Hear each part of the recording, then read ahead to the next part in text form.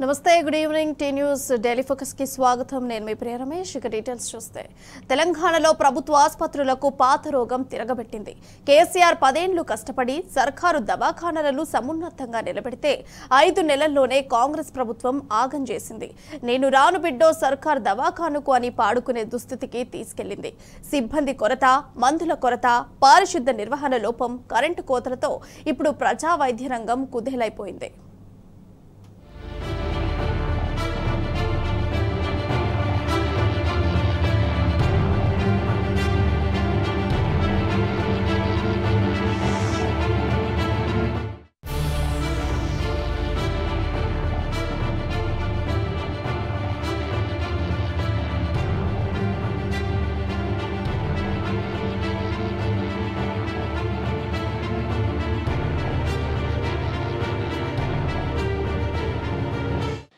తెలంగాణ రాష్ట్రంలో ప్రజా వైద్యం మళ్లీ సమైక్య పాలకుల నాటి రోజులను గుర్తుకు తెస్తున్నది.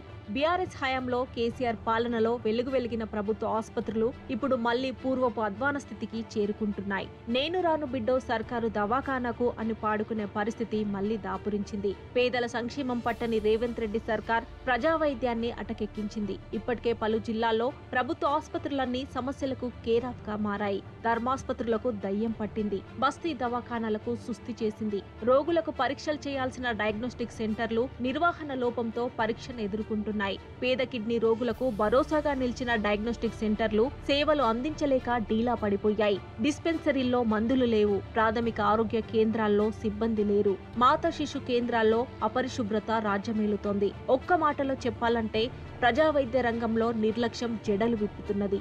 పేదలంటే లెక్కలేని రేవంత్ సర్కార్కు ఇక పేదల ఆరోగ్యంపై శ్రద్ధ ఎలా ఉంటుంది?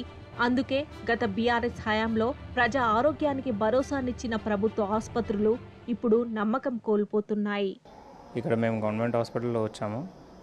ఇక్కడ మా తమ్ముడు వాళ్ళ వైఫ్ కోసం అని డెలివరీ కోసం అని తీసుకొచ్చాము. ఇక్కడ చూస్తేనేమో నీట్నెస్ ఏమో జీరో మెయింటెనెన్స్, జీరో నీట్నెస్. నార్మల్గా చూసుకుంటే బాల్కనీలో మొత్తం ఫుడ్ ఐటమ్స్ అన్నీ బయట పడేసినారు. వాటర్ స్టాగ్నేషన్ అవుతుంది. కొంచెం క్లీన్లీనెస్ కూడా తక్కువ ఉంది. కాకపోతే క్లీనింగ్ స్టాఫ్ లేదు. మేజర్ హాస్పిటాలిటీ అంటే మనకు కావాల్సింది క్లీనింగ్. కాబట్టి ఫస్ట్ పారిశుద్ధ్యం ఏదైతే ఉందో దాన్ని నీట్నెస్ పెట్టుకుంటే రోగులు కూడా తొందరగా కోలుకొని హాస్పిటల్ నుంచి బయటికి వెళ్ళిపోతారు. ఇంకా కొంచెం ప్రాపర్గా మెయింటైన్ చేస్తే బాగుంటుందేమో అని మా ఉద్దేశం. తెలంగాణ రాష్ట్ర ఆవిర్భావం తర్వాత తొలి సీఎంగా బాధ్యతలు చేపట్టిన కేసీఆర్ ప్రజా వైద్యానికి పెద్దపీట వేశారు. దశాబ్దాలుగా వేళ్లూనుకుని ఉన్న సమస్యలను కూకటి వేలతో సహా పెకిలించారు. ప్రజా వైద్యానికి భారీగా నిధులు కేటాయించి ప్రభుత్వ ఆసుపత్రులను ఆధునీకరించారు. జననం నుంచి మరణం దాకా ప్రతి దశలోనూ పేదవారి ఆరోగ్యానికి కేసీఆర్ సర్కార్ భరోసానిచ్చింది. హైదరాబాద్ నగరంలోని ఉస్మానియా, గాంధీ ఆసుపత్రుల్లో వసతులు మెరుగుపరిచారు. నిమ్స్ ఆసుపత్రిని అద్భుతంగా తీర్చిదిద్దారు. అరుదైన శస్త్రచికిత్సలు సైతం ప్రభుత్వ దవాఖానాల్లో నిర్వహించి ప్రజా వైద్యాన్ని సమున్నతమైన స్థితిలో నిలిపారు. ఇక హైదరాబాద్లో నలువైపులా ప్రభుత్వ స్పెషాలిటీ ఆసుపత్రులను నిర్మించేందుకు శ్రీకారం చుట్టారు. హైదరాబాద్ నడిబొడ్డున అతిపెద్ద ప్రభుత్వ దవాఖానాను నిర్మించారు. వీటితో పాటు ప్రత్యేకంగా ప్రసూతి వైద్య సేవలు, నవజాత శిశువుల కోసం మాతా శిశు ఆరోగ్య కేంద్రాలు ఏర్పాటు చేశారు. కేసీఆర్ కిట్లు, న్యూట్రిషన్ కిట్లు, డయాలసిస్ సెంటర్లు, డయాగ్నోస్టిక్ సెంటర్లు, బస్తీ దవాఖానాలు ఇలా చెప్పుకుంటూ పోతే కేసీఆర్ పాలనలో ప్రజా వైద్యానికి స్వర్ణయుగమే అని చెప్పాలి. అందుకే తెలంగాణ రాష్ట్ర ప్రజలకు ప్రభుత్వ ఆసుపత్రులపై నమ్మకం పెరిగింది. కార్పొరేట్ వైద్యానికి ఖర్చులు దండగా ప్రజా వైద్యమే మేలనే స్థితికి ప్రజల ఆలోచన మారింది. కానీ ఇప్పుడు అదంతా గతం. కాంగ్రెస్ సర్కార్ గద్దెనెక్కిన తర్వాత సీన్ మారిపోయింది.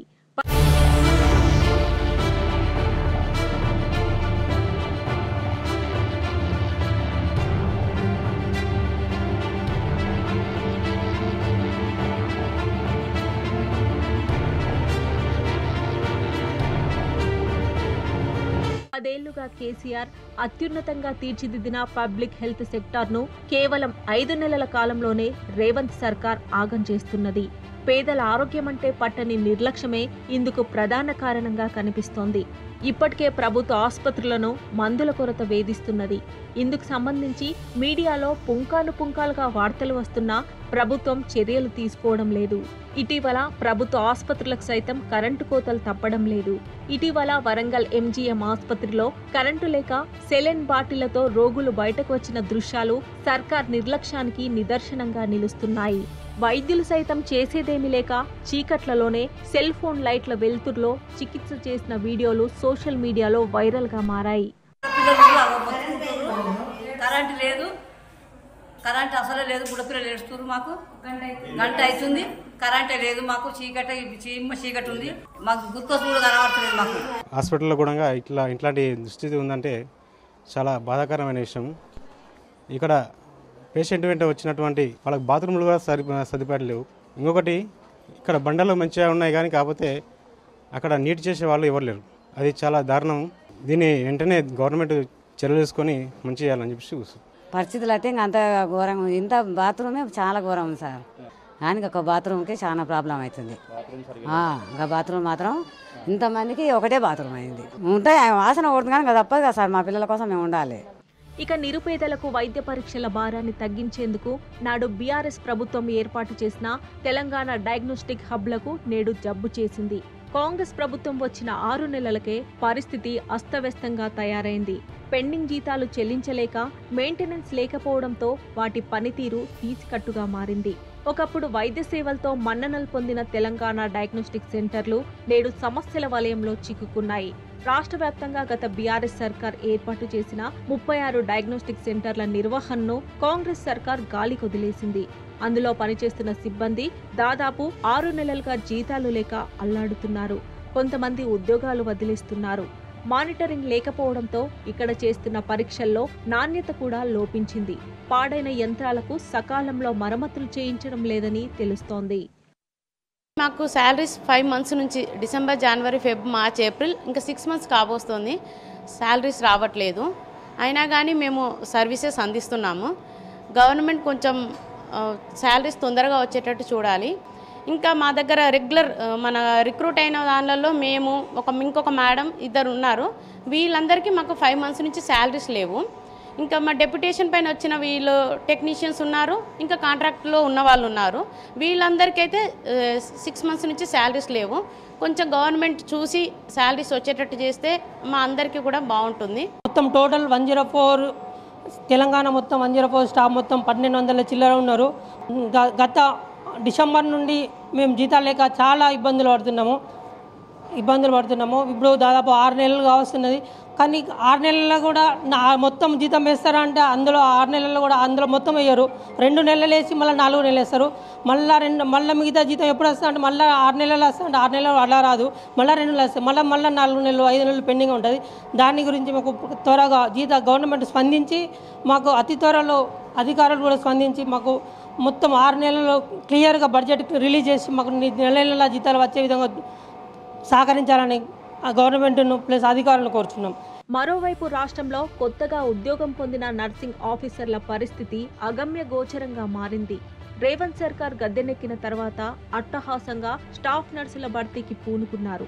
ఎల్బీ స్టేడియంలో జనవరి 31న సీఎం రేవంత్ రెడ్డి కొత్తగా ఎంపికైన నర్సింగ్ ఆఫీసర్లకు నియామక పత్రాలు అందజేశారు. కానీ 3 నెలలు ఆసుపత్రిలో డ్యూటీలు చేస్తున్నా వీరికి పైసా జీతం కూడా అందలేదు. ప్రభుత్వ నిర్లక్ష్యం, అధికారుల నిర్లిప్తత వల్లే తమకు వేతనాలు అందడం లేదని నర్సింగ్ ఆఫీసర్లు ఆగ్రహం వ్యక్తం చేస్తున్నారు. ఎన్నిసార్లు విన్నవించినా ఎవరూ పట్టించుకోవడం లేదని ఆవేదన వ్యక్తం చేస్తున్నారు.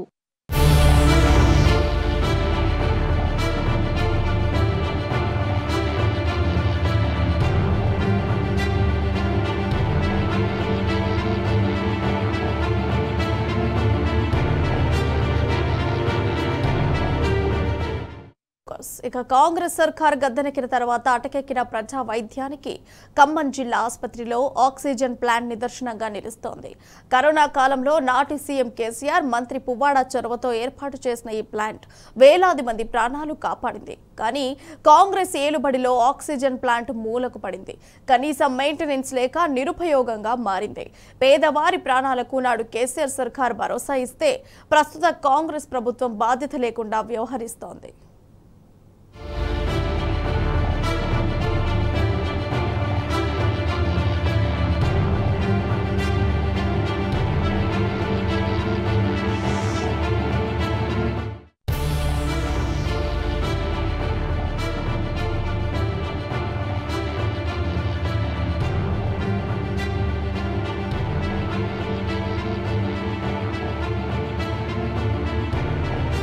ఖమ్మం ప్రభుత్వ ఆసుపత్రిలో ప్రస్తుత ప్రభుత్వ నిర్లక్ష్యానికి గుర్తుగా కనిపిస్తోన్న ఆక్సిజన్ ప్లాంట్ ఏర్పాటు వెనుక ఒక మహోన్నత సంకల్పం ఉంది. కరోనా మహమ్మారి ప్రపంచాన్ని గడగడలాడిస్తున్నప్పుడు తెలంగాణ ప్రజలకు కేసీఆర్ ఇచ్చిన భరోసాకు నిదర్శనం ఈ ప్లాంట్. నాడు ఆక్సిజన్ అందక జనం పిట్టల్లా రాలిపోతున్నారు. ప్రైవేటు దవాఖానాల్లో ఆక్సిజన్ కోసం లక్షల్లో డబ్బులు వసూలు చేస్తున్న సందర్భం. అటువంటి విపత్కర సమయంలో ఖమ్మం ప్రభుత్వ ఆసుపత్రిలో కోవిడ్ బాధితులను రక్షించేందుకు ఆక్సిజన్ ప్లాంట్ ఏర్పాటు చేశారు. కరోనా సెకండ్ వేవ్ సమయంలో ఖమ్మం ప్రభుత్వ ఆసుపత్రిలో ఆక్సిజన్ కొరత ఏర్పడింది. అప్పుడు నాటి మంత్రి పువ్వాడ అజయ్ కుమార్ సమస్యను ప్రభుత్వం దృష్టికి తీసుకెళ్లారు. సత్వరమే స్పందించిన నాటి ముఖ్యమంత్రి కేసీఆర్ యుద్ధ ప్రాతిపదికన ఆక్సిజన్ ప్లాంట్ను ఏర్పాటు చేశారు. 1,20,00,000 రూపాయల వ్యయంతో అత్యాధునిక సాంకేతిక పరిజ్ఞానంతో ఆక్సిజన్ కాన్సంట్రేటర్ ప్లాంట్ ఏర్పాటు చేశారు. గంటకు 2,000 లీటర్ల ఆక్సిజన్ ఉత్పత్తి సామర్థ్యం గల ఈ ప్లాంట్ 2021 మే నెలలో ప్రారంభమైంది. ఇందులో సహజ సిద్ధమైన గాలిని ఒత్తిడికి గురిచేసి నైట్రోజన్, కార్బన్ డైఆక్సైడ్ వాయువుల నుంచి ఆక్సిజన్ను వేరు చేస్తారు. కరోనా సెకండ్ వేవ్ సమయంలో వేలాది మంది కోవిడ్ బాధితుల ప్రాణాలను ఈ ప్లాంట్ కాపాడింది. నాడు అపర సంజీవనిగా నిలిచిన ఆక్సిజన్ ప్లాంట్ నేడు పాలకుల నిర్లక్ష్యంతో నిరుపయోగంగా మారింది. కనీసం మెయింటెనెన్స్ లేక మూలకు పడింది.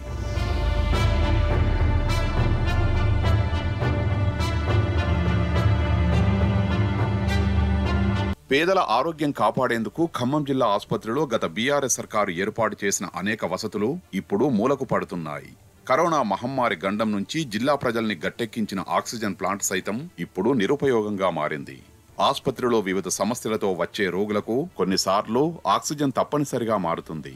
కానీ ఆసుపత్రి అధికారులు ప్లాంటు నిర్వహణను గాలికొదిలేశారు. ప్లాంటు మెయింటెనెన్స్ కోసం గత ప్రభుత్వం నియమించిన టెక్నీషియన్, ఇతర సిబ్బందిని తొలగించారు.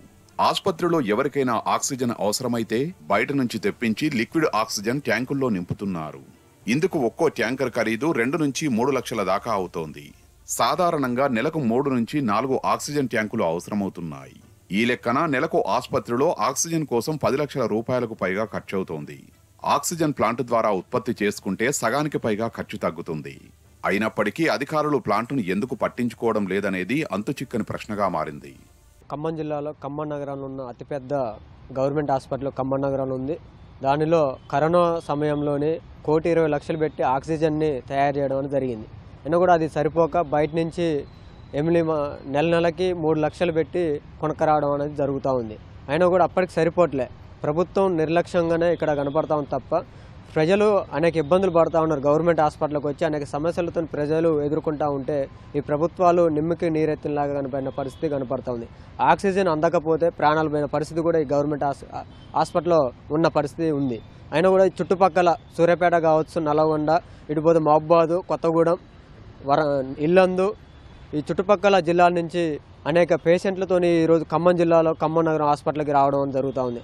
అయినా కూడా ఇక్కడున్న జిల్లాధికారులు కావచ్చు, జిల్లా కలెక్టర్ గారు కావచ్చు, ఇక్కడున్న మంత్రులు ఎవరైతే ఉన్నారో ఏమీ పట్టించుకోకుండా ఈరోజు వాళ్ళు వేరే ప్రయోజనాలు తప్ప ప్రైవేటు కార్పొరేట్ హాస్పిటల్కే కొమ్ము కాస్తారు తప్ప గవర్నమెంట్ హాస్పిటల్ ఉన్న సమస్యలు పరిష్కరించకుండా ఇక్కడ నిర్లక్ష్యంగా చూస్తూ ఉన్నారు. ఇప్పటికైనా పేదల పట్ల ప్రేమలుంటే తక్షణమే ఇక్కడ ఆక్సిజన్ని గవర్నమెంటే భరాయించుకొని ఆక్సిజన్ అందించాలని చెప్పి ప్రజల ప్రాణాలు కాపాడాలని చెప్పి సందర్భంగా వారికి మేము తెలియజేస్తా ఉన్నాం.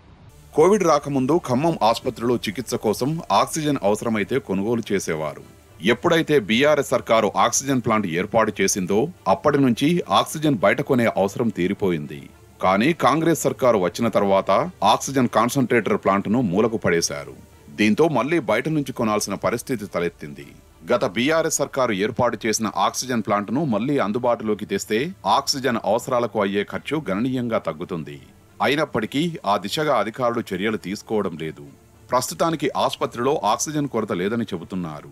ఒకవేళ ఆక్సిజన్ అవసరమైతే అప్పటికప్పుడు ప్లాంట్ ఎలా బాగవుతుందని పలువురు ప్రశ్నిస్తున్నారు. ఆక్సిజన్ ప్లాంట్ కరోనా టైంలో ఇన్స్టాల్ చేయడం జరిగింది. అప్పుడు మనకు పేషెంట్లకు ఆక్సిజన్ సప్లై చాలా హై డిమాండ్ ఉండేది. ఆ టైంలో మన ప్రభుత్వము సెంట్రల్ గవర్నమెంట్ నుంచి ఈ ఆక్సిజన్ ప్లాంట్ ప్రతి గవర్నమెంట్ జనరల్ హాస్పిటల్లో మన రాష్ట్రంలో యుద్ధ ప్రాతిపదికన ఇన్స్టాల్ చేయడం జరిగింది. క్రమేపీ ఏంటంటే మనకు అప్పుడు బాగా ఉపయోగపడ్డాయి. దాని తర్వాత ఏంటంటే మన ఆక్సిజన్ కాన్సంట్రేషన్ అనేది మనకు పేషెంట్లో కొద్దిగా 100% సప్లై డెలివర్ చేయలేకపోతుంది. అది మనకు 90% అలా మనకు పేషెంట్లకు సప్లై చేయడం వల్ల పేషెంట్ కొద్దిగా ఇబ్బంది పడ్డారు. దానివల్ల మనం ఈ సిస్టమ్ అనేది కొన్ని రోజులు ఆపడం జరిగింది. దాని తర్వాత మన రాష్ట్ర ప్రభుత్వం ఆక్సిజన్ సిలిండర్ ద్వారా మనకు రాష్ట్ర ప్రభుత్వం మొత్తం రాష్ట్రంలో ఉన్న అన్ని హాస్పిటల్స్కి ట్యాంకర్స్ ద్వారా సప్లై చేయడం జరిగింది. దానివల్ల మన ఎలాంటి ఇబ్బంది లేదు. ఇప్పుడైతే మన ప్రతి పేషెంట్ మన హాస్పిటల్ ఉన్న ప్రతి బెడ్కి ఆక్సిజన్ సప్లై అనేది ఉంది. ఖమ్మం ఆసుపత్రిలో ఆక్సిజన్ ప్లాంట్ విషయంలో ప్రభుత్వ నిర్వాకంపై విమర్శలు వెల్లువెత్తుతున్నాయి. కేసీఆర్ సర్కారు ఎంతో దూరదృష్టితో ఏర్పాటు చేసిన ఆక్సిజన్ ప్లాంటును కనీస మెయింటెనెన్స్ లేకుండా అధికారులు గాలి కుదిలేశారు. ఉద్దేశపూర్వకంగానే ప్లాంటును పనిచేయకుండా చేసి ఆక్సిజన్ కోసం ప్రతి నెల లక్షల రూపాయల ప్రజాధనం వృధా చేస్తున్నారని అనుమానాలు తలెత్తుతున్నాయి.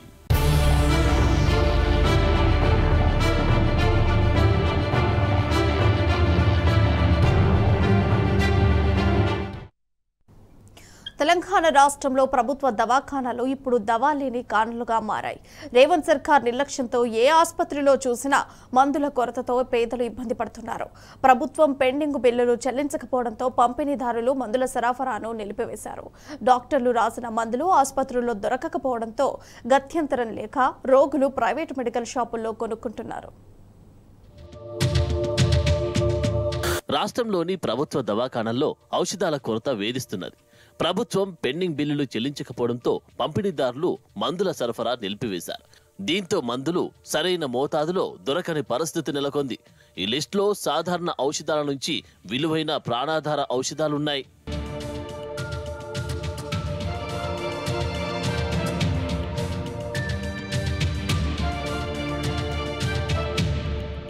సాధారణంగా వైద్యారోగ్య శాఖ TSMSIDC ద్వారా డిస్ట్రిబ్యూటర్లు, సప్లయర్ల నుంచి ఔషధాలను కొనుగోలు చేస్తుంది. ఈఎస్ఐ దవాఖానాలు, డిస్పెన్సరీలకు కూడా ప్రభుత్వమే కొనుగోలు చేసి సరఫరా చేస్తుంది. గాంధీ, ఉస్మానియా, నీలోఫర్ వంటి ప్రధాన దవాఖానాలు కొన్ని మందులను నేరుగా కొనుగోలు చేస్తుంటాయి. నిర్ణీత గడువుతో చెల్లింపులు ఉంటాయి. ఇలా TSMSIDC ఈఎస్ఐ హైదరాబాద్లోని ప్రధాన దవాఖానాల నుంచి తమకు సుమారు 400 కోట్ల బకాయిలు రావాల్సి ఉందని twin cities hospitals suppliers association సభ్యులు చెప్తున్నారు. నా పేరు రామచంద్ర అండి. నేను twin cities hospital suppliers association ప్రెసిడెంట్ని. లాస్ట్ మార్చిలో మీ మీడియా ద్వారా మేము గవర్నమెంట్కి పేమెంట్లు రావట్లేదని చెప్పేసి మేము సప్లైలు ఆపేస్తామని చెప్పేసి ఒక మీడియా మిత్రుల ద్వారా మేము గవర్నమెంట్ కూడా విన్నవించుకున్నాము. సో మేము సప్లైస్ ఆపాము. మార్చిలో ఏంటంటే బిల్స్ ఇంతవరకు మాకు పేమెంట్ అవ్వలేదండి. మార్చిలో ఏదైతే మాకు TSMIDC నుంచి వెళ్ళి దగ్గర 800 పైన కోట్ల రూపాయల చెక్కులు వాళ్ళు గవర్నమెంట్కి పంపించారు. అందులో ఓన్లీ 36 నుంచి 38 కోట్ల వరకే వాళ్ళు వాళ్ళకి కావాల్సిన వాళ్ళకి ఇచ్చుకున్నారు. తక్కిన బిల్స్ అన్నీ కూడా ఇప్పుడే మాకు తెలిసింది ఏంటంటే అది TSMIDCకి వాళ్ళు రిటర్న్ చేసేసారంట మొత్తం పేమెంట్స్ అన్నీ. TSMIDCలో కూడా సప్లైస్ ఎవరు సరిగా చెయ్యట్లేదు. అందుకోసం ఏం చేస్తున్నారంటే అక్కడ సప్లై కావట్లేదని గాంధీ, ఉస్మానియా ఇలాంటి హాస్పిటల్స్ వాళ్ళ రెడ్ కాంట్రాక్ట్లోంచి వాళ్ళు చిన్న చితక అంటే ఒక 5,000 పీసులు 10,000 పీసులు ఇట్లా ఆర్డర్లు ఇచ్చుకుంటున్నారు. ఈఎస్ఐ నాచారంకి ఆపేసామండి, ఆర్సీపురం ఆపేసాం. ఈఎస్ఐ డిస్పెన్సరీస్ ఉన్నాయి ఇక్కడ, అన్నిటికీ కూడా మేము ఆపేసామండి. ఉస్మానియా ఉంది, గాంధీ ఉంది సార్. ఉస్మానియాలో పేమెంట్లు లేవు సార్, గాంధీలో లేవు, నీలోఫర్లో లేవు. నిమ్స్లో దగ్గర 8 నెలల నుంచి పేమెంట్లు రావు సార్.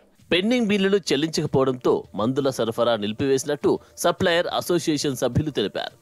ఈఎస్ఐ నుంచి ఇటీవల రాష్ట్ర ప్రభుత్వానికి 280 కోట్ల నిధులు వచ్చాయని, వాటిని కూడా చెల్లించడం లేదని ఆవేదన వ్యక్తం చేస్తున్నారు. తమకు బ్యాంకుల నుంచి ఓవర్ డ్రాఫ్ట్ కూడా ఇవ్వడం లేదన్నారు. దీంతో కంపెనీలకు చెల్లించలేక చేతులెత్తేసినట్టు చెబుతున్నారు.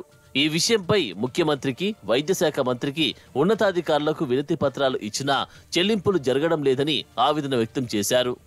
మేము ఆల్మోస్ట్ ఆల్ ఈఎస్ఐకి నోడల్ సెంటర్స్ అని ఉంటాయి, హెడ్ క్వార్టర్స్. ఇప్పుడు ఈఎస్ఐ నాచారం ఒకటి, రామచంద్రపురము ప్లస్ వరంగల్ 3 చోట్ల కూడా మేము ఆపేసాము. వేరాజ్ కార్పొరేషన్కి వచ్చేసరికి కార్పొరేషన్లో కూడా సెంట్రల్ డ్రగ్ స్టోర్స్ అని ఉంటాయి, ఆ డ్రగ్ స్టోర్స్కి మేము మెడిసిన్స్ ఆపేసాం సప్లై చేయటం. ఎందుకంటే ఈ పేమెంట్స్ ఇలాగే పేరుకుపోయి ఇప్పుడు మోర్ దాన్ 600 crores కార్పొరేషన్ నుంచి రావాలా, plus ESI present bills process చేసి అది కూడా 140 కోట్ల దాకా పేమెంట్లు సప్లయర్స్కి, మా అసోసియేషన్ సప్లయర్స్కి రావాలా. I deal with all life saving medicines. ఏమంటే మేజర్ ఈఎస్ఐకి ఫ్యాక్టర్స్ చాలా క్రోర్స్లో ఫ్యాక్టర్స్, అంటే బ్లడ్ డిసార్డర్ ఫర్ పేషెంట్స్, అది most life saving medicines patient requirement అది. అది మాకు 3 to 4 crores worth of medicine supply చేసి మేము కంపెనీ దగ్గర ఆర్టీజీఎస్ చేసేసి ఈఎస్ఐ సప్లై చేసాం. ఇప్పుడు కూడా పైసలు రాలేదు. డైలీ ఫోన్స్ వస్తున్నాయి, పేషెంట్ అడ్మిట్ ఉన్నారు, మాకు అర్జెంట్ స్టాక్ సప్లై చేయాలి చెప్పేసి. కంపెనీస్కి ఫోన్ పోతున్నాయి, కంపెనీ వాళ్ళు మాకు ఫోన్ చేస్తున్నాం, మీరు సప్లై చేయండి చెప్పేసి. మేము ఎట్లా సప్లై చేయాలి, ఒక సొల్యూషన్ మీరందరూ ఇస్తే దెన్ వీ విల్ సప్లై అంటే లైఫ్ సేవింగ్ మెడిసిన్స్ కూడా రికగ్నిషన్ లేదంటే ఎట్లా చేయాలి మేము? సాధారణంగా ప్రభుత్వం 3 నెలలకు సరిపడా మందులను నిల్వ ఉంచుతుంది. డిస్ట్రిబ్యూటర్లు సరఫరా నిలిపివేసిన గతంలో నిల్వ ఉంచిన ఔషధాలతో ఇప్పటి వరకు నెట్టేసుకొస్తున్నట్టు తెలుస్తున్నది. ఈ నిల్వలు కూడా అడుగంటిపోవడంతో అధికారులు ఆందోళన వ్యక్తం చేస్తున్నారు.